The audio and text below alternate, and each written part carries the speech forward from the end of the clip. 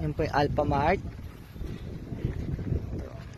All Angels. Ito po yung gate. So yung property po natin, katabi lang ng gate, Block 3 Lot 7.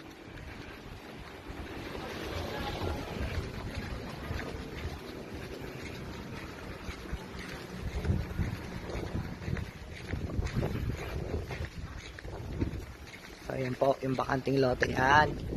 96 square meter po. Block 3 Lot 7. Dated po yung title and tax.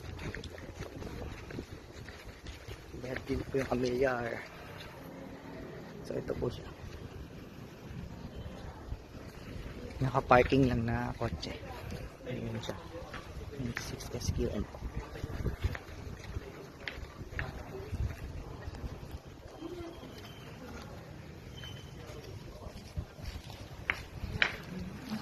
May method po kasi diyan sa may ano, pero bakit po siya nasa pero doon na po siya, malayo.